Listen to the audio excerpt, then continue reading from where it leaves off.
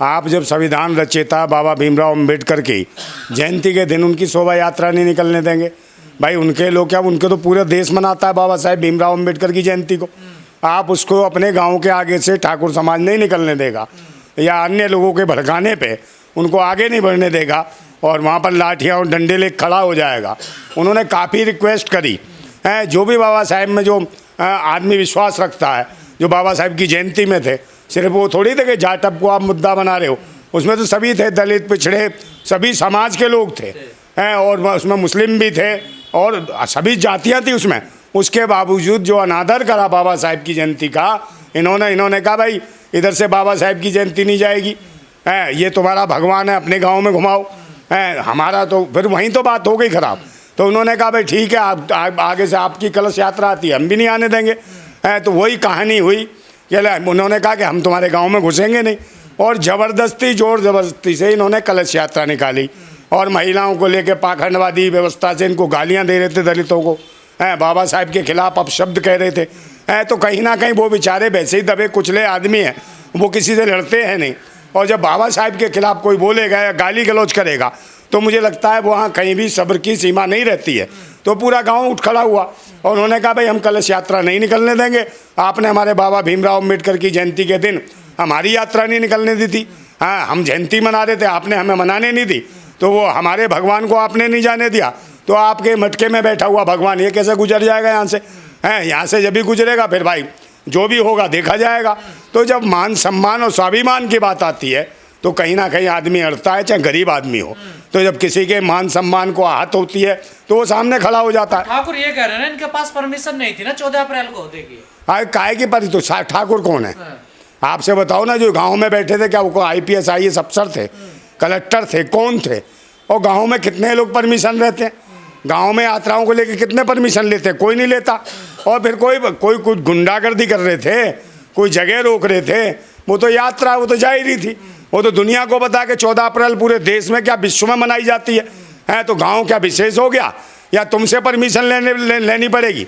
भाई ये लोकतंत्र है, कोई वो नहीं है, राजशाही नहीं है कि राजाओं का शासन है कि तुम्हारे पास जाके अर्जी लगाएंगे कि साहब बाबू साहब हमको यात्रा निकालनी है। ये कुछ नहीं, बाबा साहेब का दिया हुआ संविधान है, बाबा साहेब का लिखित संविधान है, उससे देश चल रहा है। तो जो बाबा साहेब के लिए अगर अनुमति लेनी पड़े तो मुझे लगता है ऐसे लोग बिल्कुल मूर्ख हैं जिनको ये नहीं पता कि किस चीज़ के लिए अनुमति ली जाती है, किसके लिए नहीं ली जाती है। उन्हें लेनी चाहिए थी कलश यात्रा की अनुमति, इन्होंने क्यों नहीं ली कलश यात्रा की? कि जहाँ मरीज चले जाते हैं चले भगवान की निकल रहे। अबे तो भगवान को किसने देखा है? बाबा साहेब को तो साक्षात लोगों ने देखा है। बाबा साहेब का लिखा हुआ ग्रंथ है जिसे पूरा देश जान रहा है। आप मुझे बताओ, पूरे देश में तो भाई कोई इसके कलश को मान भी नहीं रहा, मगर संविधान को तो सब मान रहे हैं। कलश वाले भी मान रहे हैं, जैन भी मान रहे हैं, बुद्ध भी मान रहे हैं, ईसाई भी मान रहे हैं, मुस्लिम भी मान रहे हैं। तो संविधान को तो सभी मान रहे हैं। तो संविधान रचयिता बड़ा हुआ, तो कहीं ना कहीं सरकार जो है ये डराने का और लोगों को घबराने के लिए इस तरीके की हरकतें कर रही है। समाज ने ठीक किया। हाँ बिल्कुल सही किया भाई, बिल्कुल सही किया। आप जब किसी को नहीं जाने दोगे, आप किसी को यात्रा नहीं करने दोगे, या आप किसी को निकलने नहीं दोगे, कल कहोगे भाई फलानी बस में कोई नहीं बैठेगा, ये फलानी जाति के बैठेंगे, तो कहीं ना कहीं भाई तुम ही थोड़ी है। लोगों के पास, सबके पास अपने अपने एरिया, अपना अपना एरिया, और सबके पास ये अखंड भारत की बात करने वाली सरकार आज देश में खंड खंड कर रही है।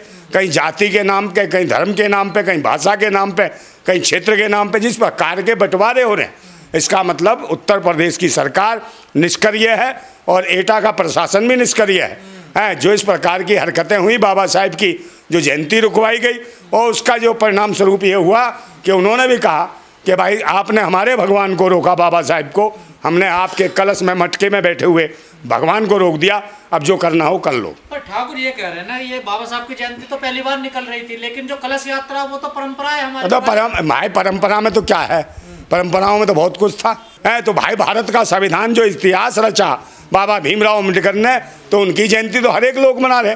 मैं तुम्हें तो ये भी नहीं पता कि तुम्हारे भगवान किस दिन पैदा हुए थे कि नहीं थे, इसका भी क्लियर नहीं हुआ। धार्मिक यात्राओं की कोई परमिशन थोड़ा ही होती है? नहीं, धार्मिक यात्रा क्या परमिशन है भाई? आस्था का विषय है, तो आस्था अगर उनकी उसमें कलश में है, तो हमारी आस्था बाबा भीमराव अम्बेडकर में, संविधान में, लोकतंत्र में, भाईचारे में है, क्रांतिकारियों में है, देशभक्तों में है, उनमें हमारी आस्था।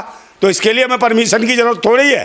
हमें राष्ट्र हित में काम करने के लिए परमिशन की जरूरत नहीं है। और राष्ट्र के जो महापुरुष है, महामानव है, उनकी जयंती मनाने के लिए किसी का बाप नहीं रोक सकता। और ये पाखंडवाद के लिए हरकतें करते हैं और लड़वाने का काम करते हैं और कहीं ना कहीं दलित, पिछड़े, आदिवासियों को निशाना बनाते हैं बार बार। मगर अब देश के लोग जागरूक हो रहे हैं और जिस प्रकार का सीधा परिचय दिया है यहाँ पर जो हमारे कासगंज एटा में जो परिचय दिया, वाकई काबिले तारीफ है कि अगर आपका कोई रास्ता रोके तो अगर सरकार नहीं सुनती है, सरकार नहीं समझती है, तो आप भी मान लीजिए कि आप भी रास्ता रोकने के लिए तैयार हो जाइए। क्योंकि बाबा साहब ने यही कहा था कि जहाँ मान, सम्मान, स्वाभिमान की बात आ जाए तो वहाँ जान भी कोई की परवाह ना करे। अपने अधिकारों के लिए स्वयं लड़ना पड़ेगा। कोई तुम्हारे लिए लड़ने वाला नहीं है, ना भगवान ना कोई। तो जो बाबा साहब लिख के गए हैं उन्हीं के माध्यम से अधिकार मिल सकते हैं। आपको मान, सम्मान और स्वाभिमान के लिए खड़ा रहना। एक्शन का रिएक्शन हुआ ये बिल्कुल रिएक्शन हुआ। कल इंजेक्शन भी देंगे, बाकायदा संवैधानिक इंजेक्शन देंगे। बाबा साहब को ही क्यों केंद्र में लिया जाता जब ऐसे विवाद की? अरे बाबा साहब से जलन है भाई इन्हें, पाखंडी लोगों को। वैसे जगह जगह उनके कार्यक्रम करेंगे और उनकी भीड़ में जाके बाबा साहब के नाम पे दुनिया भर की बातें करेंगे और पीछे बुराइयां करेंगे। तो जो लोग ऐसे दोगले जो महापुरुषों के खिलाफ गलत बोलते हैं तो देश हित में क्या करेंगे? आप मुझे बता दो, एक भी दलित बता दो, एक भी पिछड़ा बता दो, एक भी मुसलमान बता दो जिसने गद्दारी करी हो। अभी भारत पाकिस्तान में जो युद्ध की चल रही थी उसमें जितने भी गद्दार पकड़े गए, कौन पकड़े गए? सारे वही ये जो पाखंडवादी हैं, ये अपने हिसाब से मनवाद को फैलाने का काम करते हैं और लोगों को डराने का प्रयास करते हैं। हिंदू, मुसलमान, पाकिस्तान, हिंदुस्तान इसमें लगाए रखना चाहते हैं और ये संविधान को ख़त्म करना चाहते हैं। बाबा साहब से इन्हें बहुत डर लगता है। अगर बाबा साहब का नाम ले तो फोटो देख लो ना, तो मुझे लगता है इनको बुखार सा चढ़ाता है। इनकी हालत ख़राब हो जाती है।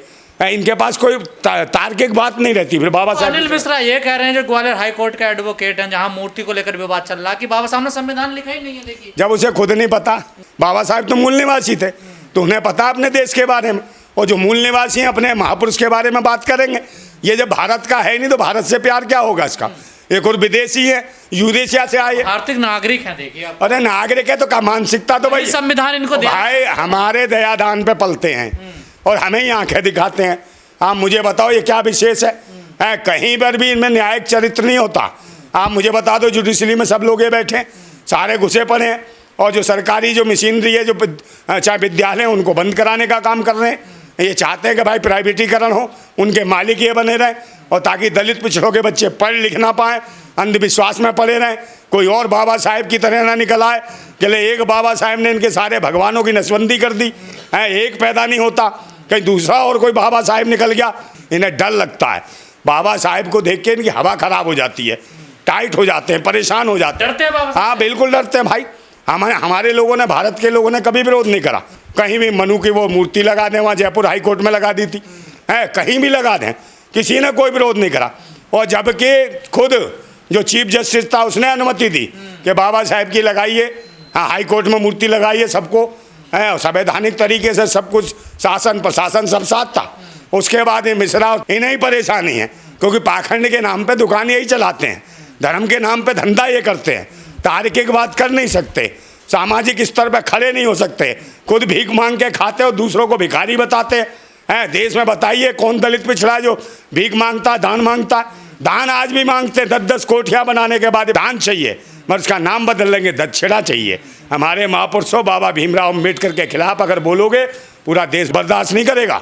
और ये तुम जो बर्बाद करना चाहते हो पूरे देश को, बाबा साहेब के खिलाफ कोई खड़ा होगा तो पूरा देश, पूरे देश के मूल निवासी लोग खड़े हो जाएंगे और गिने चुने जो चंद लोग हो तुम इस देश से बाहर भगाने का काम करेंगे। देश के मूल निवासी, वो समय आ गया है और यही वजह कि जागरूकता तेज हो गई। अब सब जानने लगे हैं कि पेरियार कौन थे, स्वामी पेरियार कौन है और लल्लई सिंह कौन है, शाम स्वरूप वर्मा कौन थे, इन सबको जानने लगे। इनको ज्योतिबा फूले, सावित्रीबाई फूले, साहू जी महाराज, इन सबको लोग जानने लगे। और उसके बाद जो बाबा साहेब के बाद अगर कोई बाबा साहेब के तरीके से उस तरीके पे चल पाया और उस लाइन को लंबा करा तो मान्यवर काशीराम थे। काशीराम ने आगे उसको अलग जगाई। तो चाहे काशीराम का नाम आ जाए, बाबा साहेब का नाम आ जाए, फूले जी का नाम आ जाए, इनकी हवा टाइट हो जाती है पाखंडवादी मनुवादियों की। और सिर्फ एक ही जाति के लोग हैं